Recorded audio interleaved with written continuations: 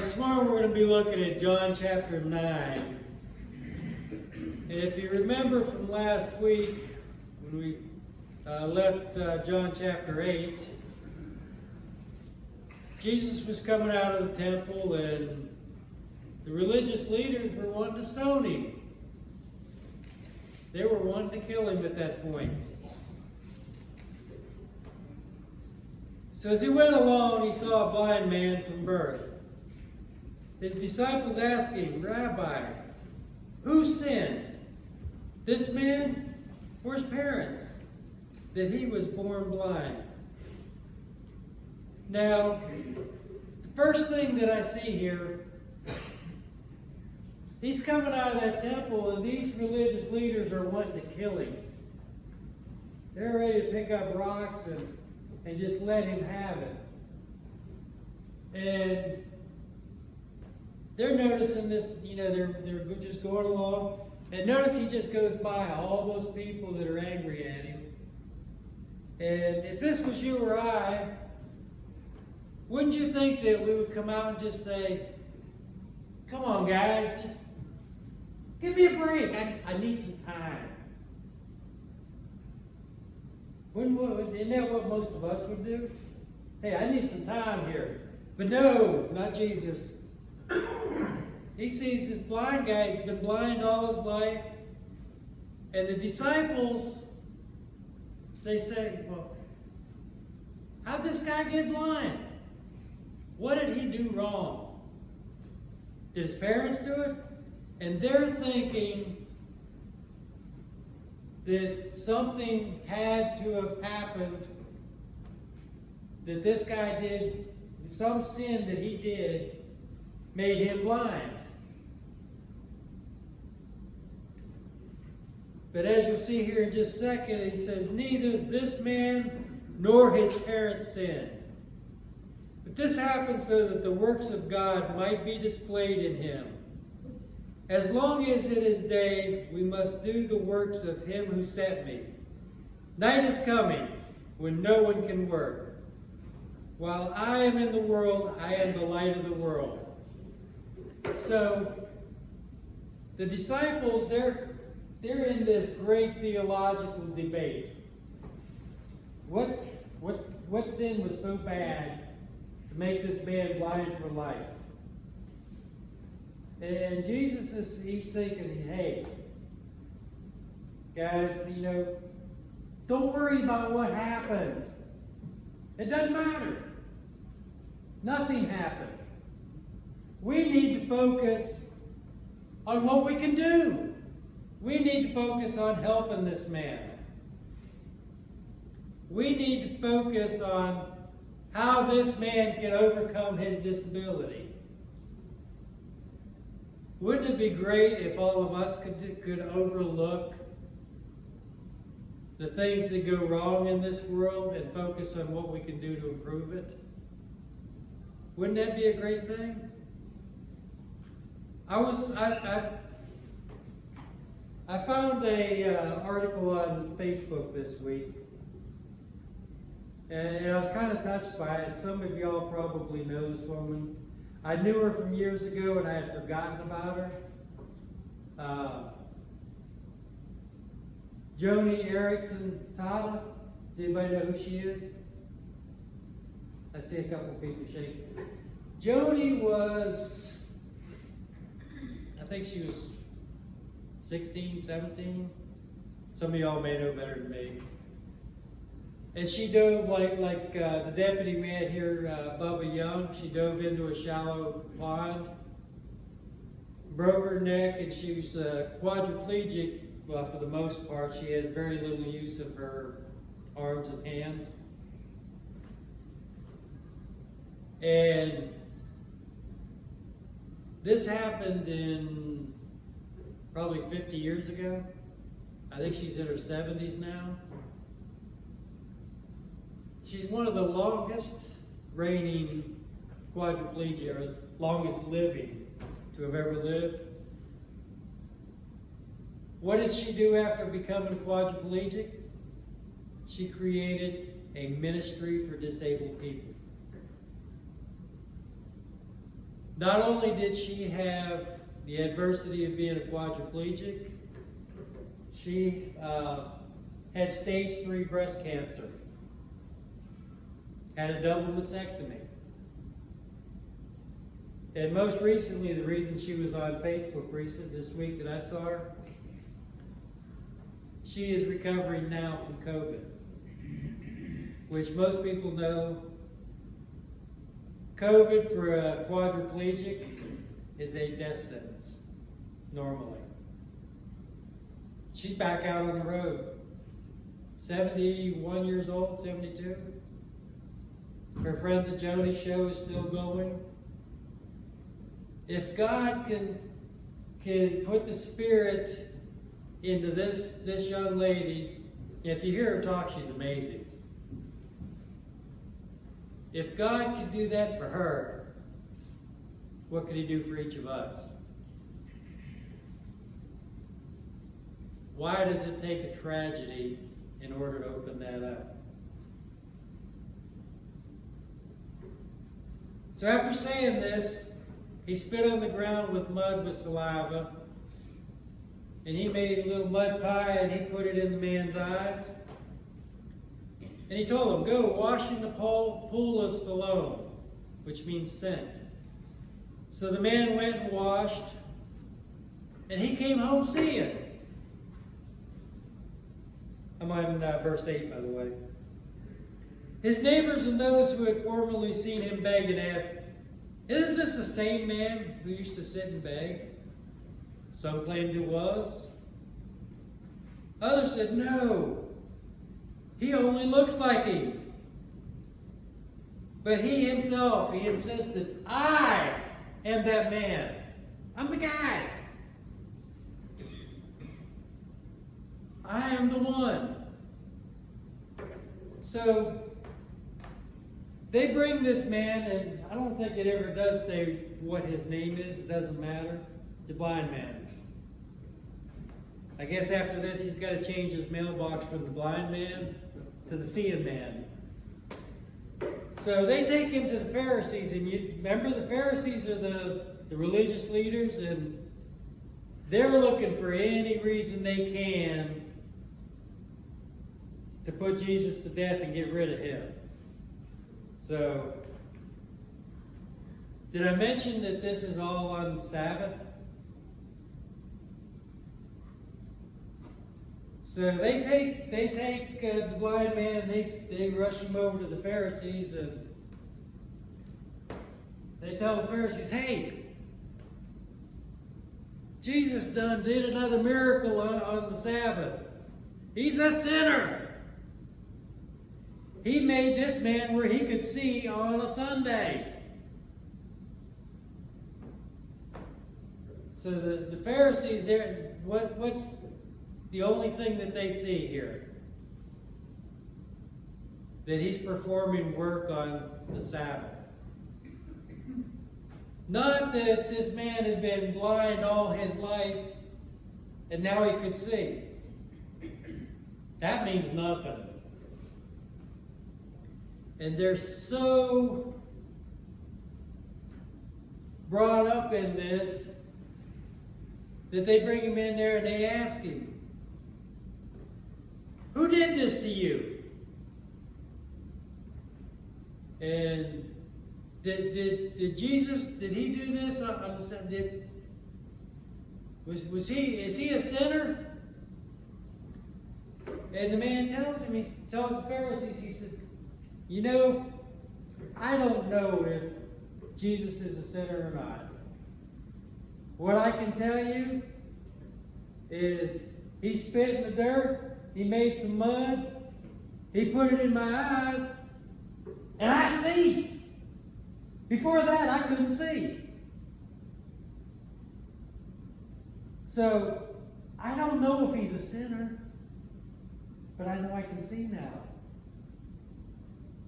So, this kind of enraged the Pharisees because they're looking for a way they can put Jesus down. So they bring in the blind man's parents. And, you know, they bring up the question, hey, was he really blind? Or wasn't he?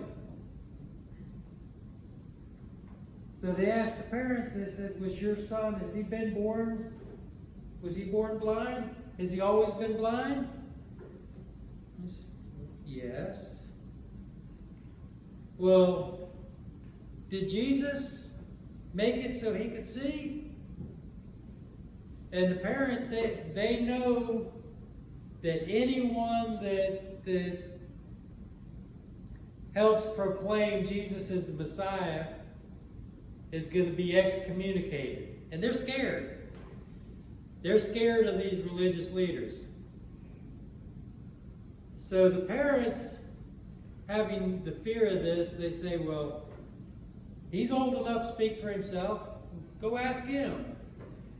Now, let me ask you this, and most of us here are parents, some hopefully not.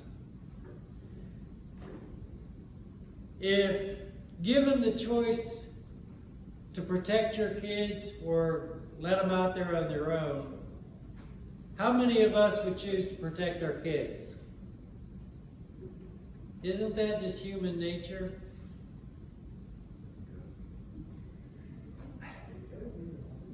These parents are so scared of being thrown out of the church, and you know, that's something that,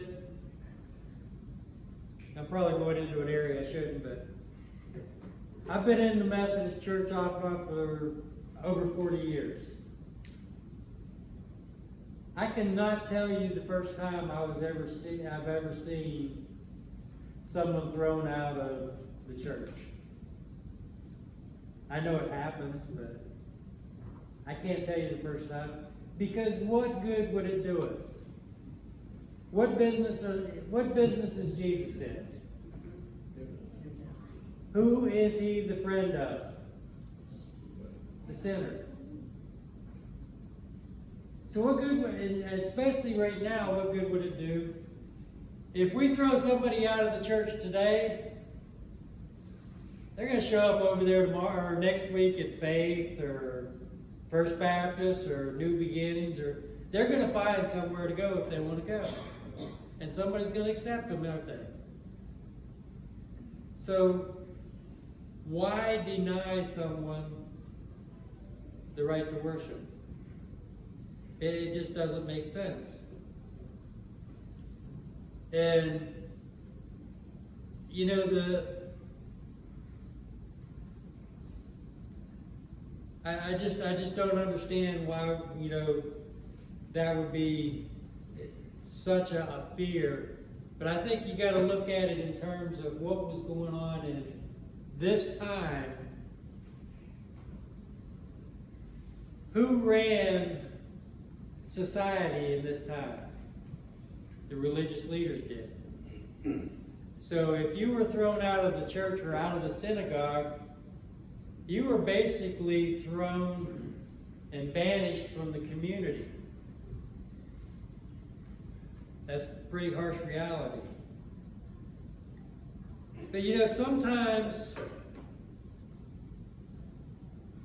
our faith needs a little suffering. Does it not? Without suffering,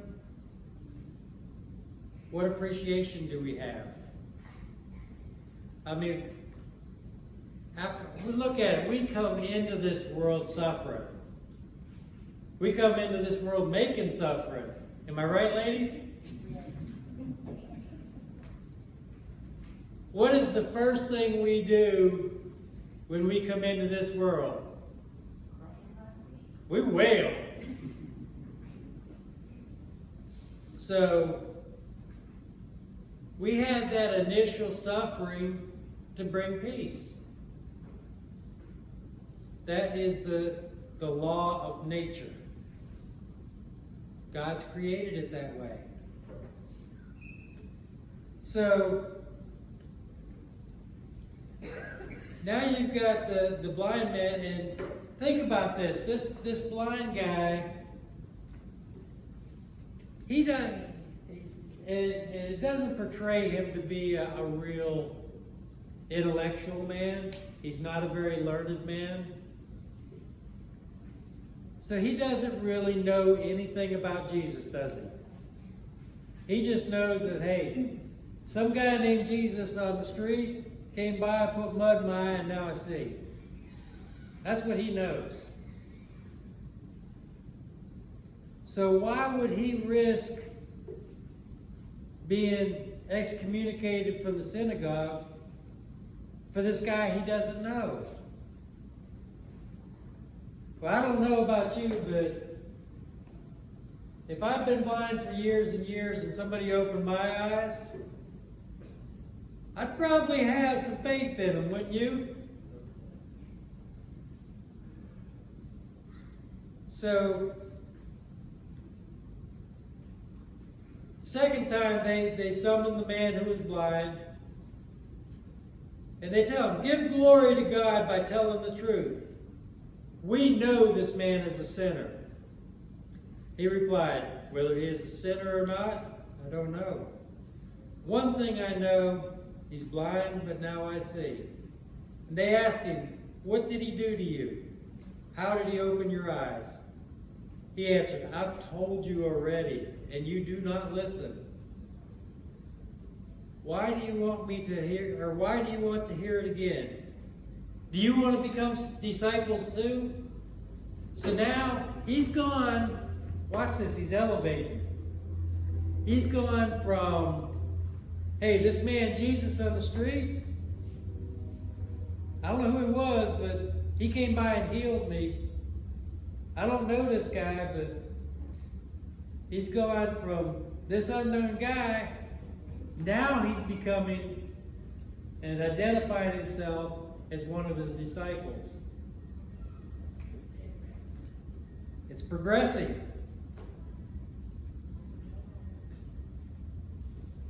They hurled insults at him and said, you are this fellow's disciple? We are disciples of Moses. We know that God spoke to Moses. But as for this fellow, we don't even know where he comes from. The man answered, now that is remarkable. You don't know where he comes from, yet he opened my eyes. We know that God does not listen to sinners. He listens to the godly person who does his will. Nobody has ever heard of opening the eyes of a man born blind. If this man were not from God, he could do nothing. To this they replied, you were steeped in sin at birth. How dare you lecture us? And they threw him out. So Jesus went to him and he says, do you believe in the Son of Man? Now, keep in mind, this guy still, he doesn't know a lot. He doesn't know Jesus. At this point, to him, Jesus is a prophet, right? So Jesus says, you've now seen him. In fact, he is the one speaking with you. And the man said, Lord, I believe, and he worshiped him. Jesus said, for judgment I have come into this world so that the blind will see, and those who will see will become blind. Some of the Pharisees were with him, and they heard him say this, and they asked, what? Do you think we're blind? Too quick. If you were blind, you would not be guilty of sin. But now that you claim you can see, your guilt remains. So what he's saying is, hey, we can see just fine. We see the whole picture. We're not just looking at these couple of trees here. We can see the whole forest.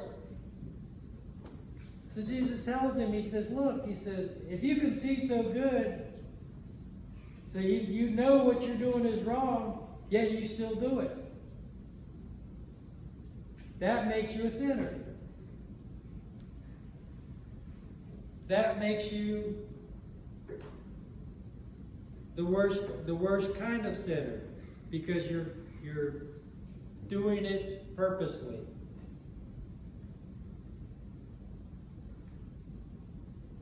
What is the difference between a murderer and someone that steals a piece of candy from the store in God's eyes? What's the difference in the latitude of sin?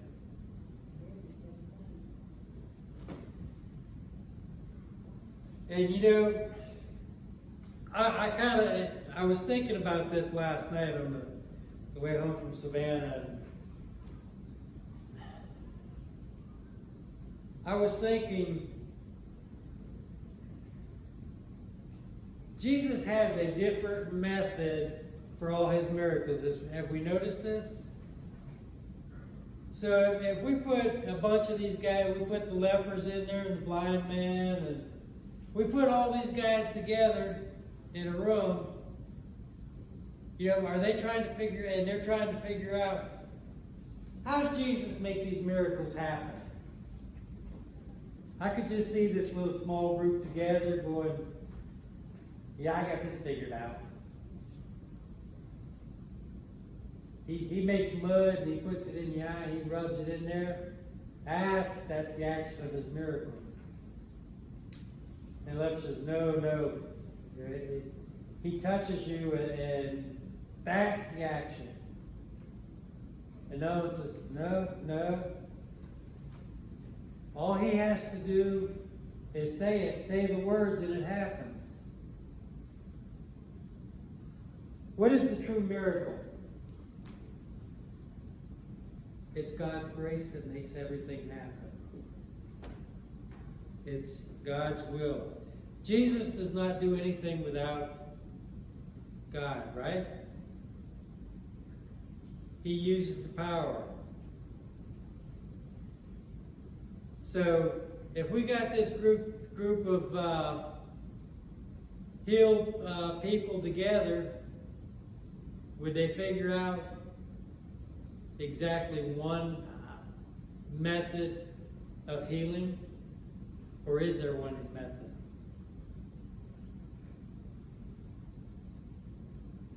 But this entire, I kind of think about this chapter, and I got to come back to Joni Eareckson Tada.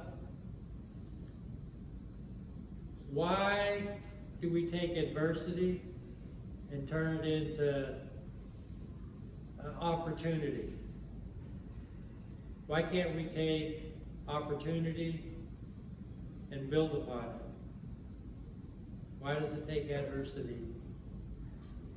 Why do we have to have suffering first?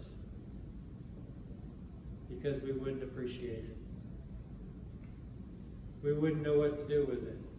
And you know what? I'm okay with that. Give me all the suffering while I'm here. Because when we get to the Father's house, all that goes away. Does anyone here believe there are blind men in heaven? Does anyone believe that there are lame in heaven? Does anyone believe that someone in heaven can't walk? I don't. Our suffering and our tests are put together here. This is where we claim our worth and we claim our place in heaven. What we do now affects what we do later. Anybody disagree with that?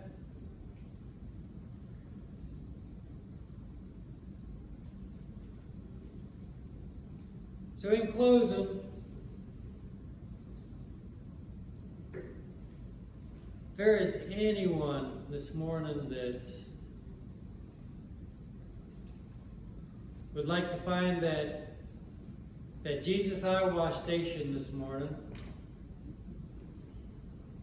because I'm pretty sure that the blind man, when he went out when Jesus told him to go rub the mud out of his eyes, does anyone think there was a little chemical eye wash station he could jump into? Hey, come here for Jesus mud. Didn't happen. But guess what? We have one right here. And it is open to anyone that wants to come forward this morning. If you have a concern or a prayer that you just want to have prayed upon, this altar is open. If you want to come to Christ for the first time, come see us and we will accept you. With that, I believe that Scott has some really, and I want to bring up too, this next song came from this verse. For those that didn't know it. 378. Amazing. First line. First line.